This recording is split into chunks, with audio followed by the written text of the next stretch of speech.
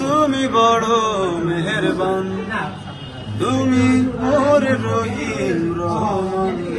মানুষ মাত্রই ভুল, আবার হয়েছে, আবারও হইতে পারে। কি বলেন? কেমন লাগছে? ফিলিংস কেমন? জামিনের পর কেমন লাগছে বলেন? Feeling good. Feeling good. লিফটটা ধরেন একটু। ওই কাস্টডিটা দেন। আমি অবশ্যই অবশ্যই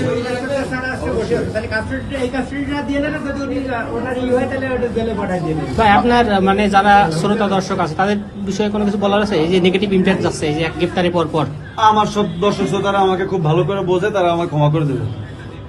তাদেরকে নতুন করে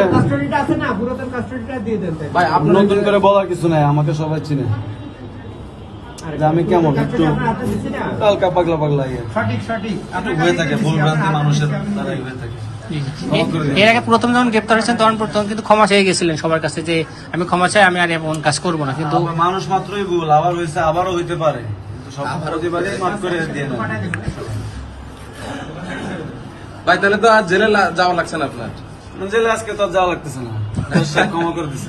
ক্ষমা করে দিছে। আজকে যাবো আমার অ্যালবাম মোহিনীর কাছে। ও আচ্ছা, তো আপনারও নতুন অ্যালবাম আসছে। 8টা গান থাকবে না? 8টা গান থাকবে। ভাই একটা রিলিক্স বলে যান একটু গানের।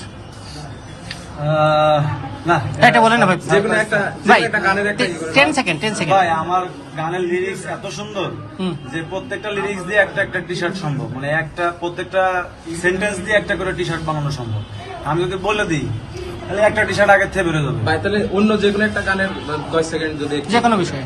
এই যে আজকে আসলেন, এখন তো রমজান মাস ভাই, এখন বলেন। রমজান মাসে তো ধর্মীয় কথাবার্তা, ধর্মীয় একটা গান মনে করেন যে এই যে আল্লাহ তাআলা আমাকে আজকে ছেড়ে দিল এখান থেকে, তাই না? সেই খোদা তো অনেক মেহেরবান। আমার গান আছে এটা মেহেরবান।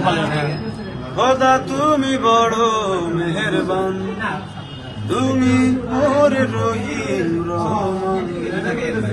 এইটুকুই ঠিক আছে। ঠিক আছে, থ্যাংক ইউ ভাই। আসবে না খোদা তুমি মেহেরবান। আমরা আছি, সমস্যা নেই ভাই, প্রোটোকল আমরা আছি। ইধর